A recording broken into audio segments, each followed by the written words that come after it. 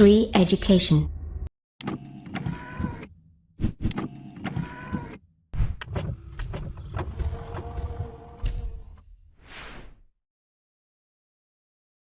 नमस्कार दोस्तों, बहुत बहुत स्वागत करता हूं मैं आप सभी का श्री एजुकेशन की तरफ से। और मेरा नाम है रवि। तो दोस्तों, आज के इस वीडियो में हम अकबर के बारे में पढ़ने जा रहे हैं। मुगल वंश में तीसरा राजा अकबर हुमायूं का बेटा था। सबसे पहले मुगल वंश में बाबर के बारे में हमने पढ़ा, उसके बाद हुमायूं के बारे में पढ़ा। अब हम पढ़ेंगे हुमायूं के बेटे अकबर के बारे में। जितने भी मुगल वंश में राजा आए थे, सबसे फेमस राजा यही था। तो आज इस वीडियो में पूरी इन्फॉर्मेशन देखेंगे, जो कि आपके लिए बहुत इंपॉर्टेंट होगा। कोई भी एग्जाम अगर भारत में आप देने वाले हैं, तो उस कॉम्पिटिटिव एग्जाम में इससे रिलेटेड क्वेश्चन आएंगे, तो आप आसानी से कर पाएंगे। पूरी डिटेल में पढ़ेंगे और बहुत ही इंटरेस्टिंग तरीके से पढ़ेंगे। चलिए शुरू करते हैं। तो अकबर के बारे में पढ़ेंगे। अकबर की ये तस्वीर देख लीजिए, ये अकबर है। तो सबसे पहले देखिए, अकबर का जो जन्म हुआ था ना, वो 15 अक्टूबर 1542 ईस्वी में हमीदा बानो बेगम के गर्भ से अमरकोट के राणा वीरसाल के महल में हुआ था।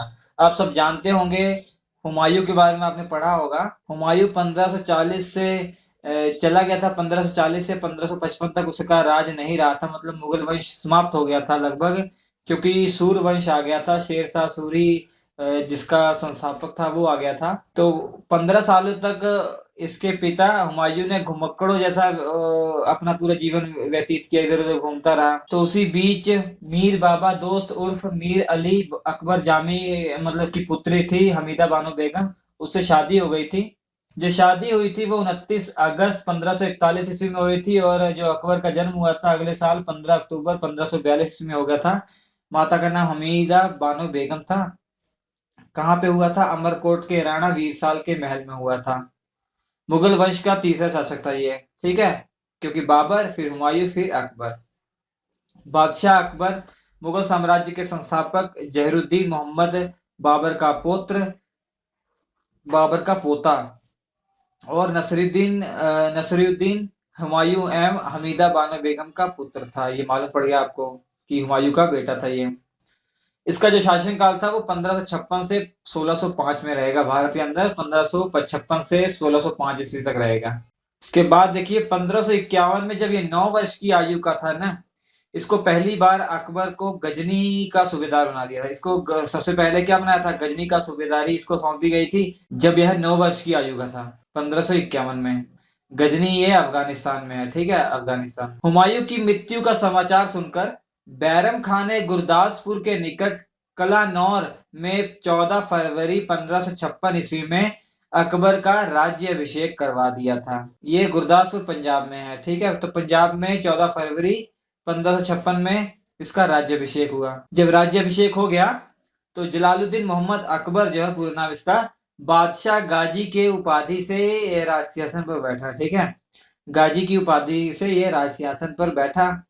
राज्याभिषेक के समय अकबर की आयु मात्र 13 वर्ष 4 महीने की थी। आप सोच सकते हैं, क्योंकि 1542 में तो उसका जन्म हुआ था अक्टूबर के महीने में, तो वो 13 से 14 वर्ष की आयु के बीच का था ये, ठीक है, उस समय जब ये बैठा था। तो इसकी सबसे पहली लड़ाई जो हुई थी, पानीपत की लड़ाई हुई थी। जिस साल ये बैठा था गद्दी पर, उसी साल लड़ाई हुई थी। पानीपत के मैदान में 5 नवंबर 1556 ईस्वी में युद्ध हुआ था। हेमू नेतृत्व कर रहा था अफगान की सेना का। अफगान की सेना का हेमू नेतृत्व कर रहा था, और बैरम खान नेतृत्व कर रहा था मुगल सेना का। आपको मालूम होना चाहिए, जो बैरम खान है, ये 1556 से 60 तक इसका संरक्षक रहेगा, और 61 में इसकी मृत्यु हो जाएगी बैरम खान की, ठीक है। तो 61 में मृत्यु हो जाती है बैरम खान की, जब ये हज की यात्रा पे जाता है। आगे पढ़ेंगे हम। हेमू जो है हिंदू राजा था, हेमचंद्र विक्रमादित्य जिसका नाम था। दोस्तों, इसके पहले वाले वीडियो में हमने आपको बताया था, जब हुमायूं के बारे में हमने आपको पढ़ाया था, तो हमने आपको बताया था 1530 से 1540 तक हुमायूं का राज था। फिर 1540 से 1555 तक सूर साम्राज्य आ गया था, क्योंकि शेरशाह सूरी ने छीन लिया था उससे 1540 में। तो सूर साम्राज्य था, तो सूर साम्राज्य में ही हेमू ये था, ठीक है, हेमू वहीं से आया था। तो ये पहले वहां पे नौकरी छोटी मोटी करता था। ये बहुत छोटे लेवल से बहुत ऊपर लेवल तक गया था। ये वहां पे छोटा मोटा ये नमक का व्यापार करता था। उसके बाद इसकी ताकत, इसके जो हुनर था, उसकी वजह से जो सूर्य वंश में जो राजा थे उन्होंने इसको अच्छी पदवी दी। तो बाद में इसके नेतृत्व में अफगानी सेना ने पानीपत पे लड़ाई की, क्योंकि जाना कि बहुत कमजोर हो चुकी है मुगल सेना, क्योंकि एक छोटा सा बच्चा है राज्य पर, उसके पिता की मृत्यु हो चुकी है, थकिया था। तो दोस्तों हेमचंद्र विक्रमादित्य जो है ना ये जीत जाता, मगर इसकी आंख में एक तीर लग गया था, उस तीर के कारण ये हार गया था। ठीक है, देखिए इस समय हेमू की आंख में एक तीर लगा, हेमू को गिरफ्तार करके बैरम खान ने मरवा दिया। तो जो है ये बच गया था, क्योंकि उस समय मुगल वंश जो था छोटे से बच्चे के हाथ में था और कोई ताकत थी नहीं। इस कारण से हेमू ने आक्रमण भी किया था और इत्तेफाक से ये मारा गया। तो अब बच गया था, मुगल साम्राज्य जो है बच गया, इसलिए आगे चलता रहा। उसके बाद देखिए जब अब्दुल रहीम जो रहीम है 5 वर्ष की आयु के थे, तब गुजरात के पाटन नगर में सन 1561 ईस्वी में इसके पिता बैरम खां जो कि हज की यात्रा पे जा रहा था उसकी हत्या कर दी गई थी। ठीक है, तो ये रहीम जो है इसको बाद में आप अब्दुल रहीम खाने खाना के नाम से जानोगे। ये खाने खाना की उपाधि दी थी अकबर ने। ठीक है, तो अब्दुल रहीम खाने खाना जो है नवरत्न में से एक था। ये अकबर के जो नौ नवरत्न थे उनमें से एक अब्दुल रहीम खाने खाना भी था। और अब्दुल रहीम खाने खाना ही था जिसने तुर्की भाषा से फारसी भाषा में बदला था बाबर नामा को। तो जब फारसी भाषा में बदला तो उसका नाम हो गया तुजुके बाबरी हो गया था। ठीक है, तो याद रखिए बैरम खां का वो पुत्र था। तो जब ये 5 वर्ष की आयु का था, 4 से 5 वर्ष की आयु के बीच का था, तब उसको मृत्यु की। तो इसका पालन पोषण जो है अकबर के राज्य में ही हुआ था। उसके बाद देखिए युद्ध में बंदी बनाए गए व्यक्तियों के परिवार के सदस्यों को दास बनाने की परंपरा को तोड़ते हुए अकबर ने दास प्रथा पर 1562 ईस्वी में पूर्णतः रोक लगा दी थी।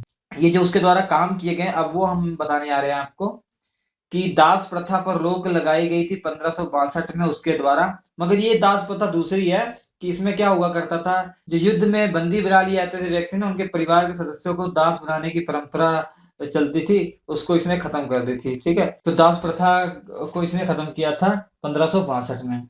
प्रारंभ में अकबर जो हरम दल के प्रभाव में था, इसने 1562 में हरम दल से अपने आप को मुक्त कर दिया था। हरम दल मतलब ऐसा कहा जाता था इसके राज्य को कि मतलब दूसरे के प्रभाव में है, इसका खुद का कोई अस्तित्व नहीं है। इस दल के प्रमुख सदस्य जो थे वो धाय माहम अनगा, जीजी अनगा, अहमद खां, मुनव्वम खां, सिहाबुद्दीन अहमद खां थे। ठीक है, जब तक अकबर ने इस दल के प्रभाव में काम किया तब तक के शासन को पेटीकोट सरकार व पर्दा शासन भी कहा जाता है। तो इन सब बातों से उसने इसका हरम दल का त्याग कर दिया, हरम दल से मुक्त हो गया। कब? 1562 ईस्वी में। ठीक है, अगस्त 1563 ईस्वी में अकबर ने विभिन्न तीर्थ स्थलों पर लगने वाले तीर्थ यात्रा कर की वसूली को बंद करवा दिया और उसके बाद इसने जजिया कर भी बंद करवा दिया था। 1564 ईस्वी में अकबर ने जजिया कर जो गैर मुस्लिम जन से व्यक्ति कर के रूप में वसूला जाता था को बंद कर दिया। ठीक है, जो गैर मुस्लिम लोग थे उनसे जजिया कर लिया जाता था, और ये 1564 में अकबर ने इसको बंद करवा दिया था। जो कि आप देखेंगे औरंगजेब जब आएगा उसने इसको फिर से स्टार्ट करवा दिया था। औरंगजेब कब आएगा? अकबर का बेटा जहांगीर, जहांगीर का बेटा शाहजहां, शाहजहां का बेटा आएगा औरंगजेब। ठीक है, ये जो अच्छे अच्छे काम है वो मैं बता रहा हूँ आपको। ठीक है, सीरियल वाइज बता रहा हूँ। 1571 ईस्वी में अकबर ने फतेहपुर सिकरी को अपनी राजधानी बनाई थी। इसकी दूसरी राजधानी जो पूछी जाती है कि इसकी दूसरी राजधानी कौन थी? फतेहपुर सिकरी थी। ठीक है, फतेहपुर सिकरी, वहां पे इसने बुलंद दरवाजा भी बनवाया था। और एक उस समय बहुत ही महान सूफी संत शेख सलीम चिश्ती थे, उनका नाम आता है, ऐसे क्वेश्चन में आता है कि शेख सलीम चिश्ती किसके समकालीन थे? तो अकबर के समकालीन थे। तो शेख सलीम चिश्ती के कारण उसने वहां पर फतेहपुर सिकरी में जहाँ पे बुलंद दरवाजा है उसी के सामने एक दरगाह बनाई है शेख सलीम चिश्ती की। ठीक है, तो शेख सलीम चिश्ती की दरगाह कहाँ पे है? तो ये फतेहपुर सिकरी में है, बुलंद दरवाजे के पास। और बुलंद दरवाजा जो है ना ये दुनिया का सबसे बड़ा दरवाजा है, ये सबसे ऊंचा दरवाजा। 1583 ईस्वी में अकबर ने एक नया कैलेंडर इलाही संवत जारी किया था। ठीक है, अकबर ने सती प्रथा पर रोक लगाने का बहुत प्रयास किया था, विधवा विवाह को प्रोत्साहित किया था। मतलब इसने बहुत प्रयास किया था सती प्रथा पर रोक लगाने के लिए, विधवा विवाह को भी मतलब करने के लिए प्रोत्साहित किया था। मगर ज्यादा कुछ फर्क नहीं पड़ रहा था। आप देखेंगे, आपने हमारे वीडियो देखे होंगे आधुनिक भारत के इतिहास, उसमें आपको मालूम पड़ गया होगा कि जो सती प्रथा है और जो विधवा विवाह है, ये कुरीतियां उनके शासनकाल में जब गवर्नर जनरल आए थे तब खत्म हुई थी। लड़कों के विवाह की न्यूनतम आयु 16 वर्ष तथा लड़कियों के विवाह की न्यूनतम आयु 14 वर्ष निर्धारित की गई थी इसी के टाइम पर। और देखिए, उसने हिंदू मुस्लिम संप्रदायों के बीच की दूरी कम करने के लिए, ये क्वेश्चन बहुत बार आता है, दीन इलाही नामक धर्म किसने चलवाया था? तो अकबर ने चलाया था, 1582 से चलवाया था। ठीक है, दीन इलाही धर्म जो है ये इसलिए चलाया गया था, हिंदू मुस्लिम संप्रदायों के बीच की दूरी को कम करने के लिए चलाया गया था। इसमें लगभग सभी धर्मों की वैल्यू बताई गई थी इस धर्म में। उसका देखिए, हल्दी घाटी का युद्ध जो हुआ था वो 18 जून 1576, बहुत इंपॉर्टेंट युद्ध था। ये बहुत फेमस पूछा जाता है क्योंकि महाराणा प्रताप और अकबर के बीच में हुआ था। ये 18 जून 1576 में हुआ था। कहाँ पे हुआ था?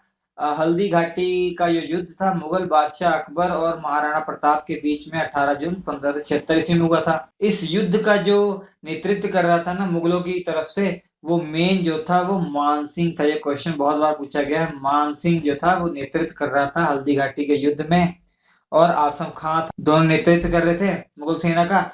ये युद्ध कहाँ हुआ था? हल्दी घाटी जो राजस्थान में, वहां पे हुआ था। हल्दी घाटी जो पहाड़ियां, जो अरावली जो पहाड़ियां हैं, उसमें एक पासे से एक दर्रा है, वहां पे ये हुआ था युद्ध। ठीक है, हल्दी घाटी नामक जगह है, उसको बोला जाता है। 1572 ईस्वी में उसने फतेहपुर सीकरी में इबादत खाने की स्थापना की थी। इबादत खाना बहुत इंपॉर्टेंट है। इसे इबादत खाना मतलब पूजा करने वाला घर था उसका पहले ये। ठीक है, यहाँ पे वो नमाज पढ़ा करता था पहले, मगर 1578 में इसने सभी धर्मों के लिए ओपन कर दिया उसको। इबादत खाने को धर्म संसद में बदल दिया, इसने सभी धर्मों के लिए ओपन कर दिया। और वहां पे ये जो धार्मिक झगड़े होते थे ना, उसको सुना करता था ये। उसके बाद से अकबर ने सिख गुरु रामदास, ये चौथे नंबर पे गुरु थे। हम जानते हैं सिखों के 10 गुरु थे, चौथे नंबर पे गुरु रामदास जी थे। उनको 500 बीघा भूमि प्रदान की थी अकबर ने। इसमें एक प्राकृतिक तालाब था जो कि इन्होंने खुदवाया था रामदास जी ने। तो बाद में यहीं पर अमृतसर नगर बसाया गया और स्वर्ण मंदिर का निर्माण यहीं हुआ है। और स्वर्ण मंदिर का निर्माण जो है यहीं हुआ है, हम जानते हैं। और फतेहपुर सीकरी में इसने बुलंद दरवाजा बनवाया है। ये भी जानते हैं कि जो कि सबसे ऊंचा दरवाजा है, सबसे बड़ा दरवाजा है वर्ल्ड का। वहीं पर शेख सलीम चिश्ती की दरगाह भी है। और शेख सलीम चिश्ती का अकबर पे बहुत प्रभाव पड़ा था। इतना प्रभाव पड़ा था कि उसने अपने बेटे का नाम भी सलीम रख दिया था। उसको, अपने बेटे को बचपन में शेखु सलीम कह के बुलाता था, बाद में उसका नाम जहांगीर पड़ा, आप देखेंगे। तो सलीम बचपन का नाम है जहांगीर का। अकबर की मृत्यु जो हो गई थी 1605 ईस्वी में, आगरा के निकट सिकंदरा में दफनाया गया था इसको। वहीं पे इसका मकबरा भी वहीं पे है। एक वीडियो है जहाँ पे आपको जितने भी मुगल शासक थे और फेमस शासक थे उनके मकबरे कहाँ ये पूछे जाते हैं, तो वो आप देख लीजिएगा। हमारे प्लेलिस्ट में जाकर आपको वीडियो मिल जाएगा, नहीं तो जब ये वीडियो खत्म होगा इसके लास्ट में वो वीडियो आपको मिल जाएगा स्क्रीन पर, वो क्लिक करके आप देख सकते हैं। ठीक है, उसका देखिए इसने क्या क्या बनवाया था वो देख लेते हैं। आगरा का किला इसने बनवाया था, याद रखिए आगरा का किला है ये। और दिल्ली का किला पूछा जाए तो वो शाहजहां ने बनवाया था। ठीक है, आगरा का किला इसने बनवाया था। और आगरा के किला में दीवाने आम और दीवाने खास का निर्माण इसने करवाया था। दीवाने आम में देखो क्या करता था ये। दीवाने आम में राज्य में के लोगों से मुलाकात करता था, जबकि दीवाने खास में जो अपने राज्य मंत्री थे, इसके जो अपने मंत्री थे, उनसे शासन संबंधी बातें करता था। और आप सभी को मालूम होगा इसके 9 नवरत्न थे। इसके दरबार में के 9 नवरत्न थे। उसका वीडियो हमने बनाया हुआ है, वो भी आपको स्क्रीन के लास्ट में मिल जाएगा या डिस्क्रिप्शन में आपको मिल जाएगा उसका लिंक। उसमें 9 नवरत्न जो थे उनके बारे में पूरी डिटेल बताई गई है जो एग्जाम में पूछी जाती है। मैं बता देता हूँ आपको जो 9 नवरत्न थे उसमें, एक तो अब्बुल फजल है। क्या है? अब्बुल फजल। दूसरे इनके भाई हैं अब्बुल फैजी थे, इन्हीं के भाई थे अब्बुल फजल, फिर अब्बुल फैजी। और तीसरे आप जानते हैं बीरबल। चौथे अभी जो युद्ध लड़े थे हल्दी घाटी का, मान सिंह, वही जो इनके सेना का नेतृत्व इन्होंने किया था, मान सिंह। और तानसेन को कौन नहीं जानता? तानसेन एक संगीतज्ञ, बहुत बड़े संगीतज्ञ तानसेन। और राजा टोडरमल को कौन नहीं जानता भैया? राजा टोडरमल जो कि वित्त मंत्री थे, बहुत ही फेमस, जिन्होंने मापन प्रणाली स्टार्ट की थी। ये सब इंफॉर्मेशन आपको बताई गई है। और मुल्ला दो प्याजा क्यों नहीं जानता? मुल्ला दो प्याजा जो 2 प्याज खाने का शौकीन था, जिसको प्याज बहुत पसंद थे, मुल्ला दो प्याजा।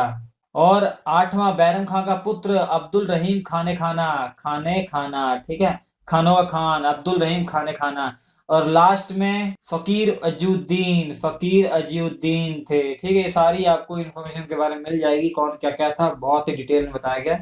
तो वीडियो आप जरूर देखें वो वाला। अब देखिए, हमने बताई दिया आपको अब्बुल फजल ने क्या किया था, अकबरनामा लिखा है, और आईनी अकबरी जो है अब्बुल फजल ने लिखी है। और जो खाने खाना अब्दुल रहीम खाने खाना ने क्या किया है कि बाबरनामा को फारसी भाषा में बदला था, जिसका नाम उसने रखा था तुजुके बाबरी। और इसी के टाइम पर इसकी बुआ मतलब हुमायूं की बहन जो थी गुलबदन बेगम ने हुमायूं नामा लिखी थी इसी के टाइम पीरियड पे। ठीक है, हुमायूं नामा। जो वीडियो उसमें आपको बताया गया कि अब्बुल फजल, फैजी, बीरबल, इनको क्या क्या इनके बारे में, इनके बचपन का नाम क्या क्या, ये है पूरी इन्फॉर्मेशन दी गई। इनको क्या क्या उपाधि दी गई थी, ये इनको मिनिस्ट्री सबको दी गई थी, 9 मिनिस्टर थे। तो क्या कौन कौन से मिनिस्टर थे, ये क्वेश्चन में आता है, ये आप देख लीजिए जाकर।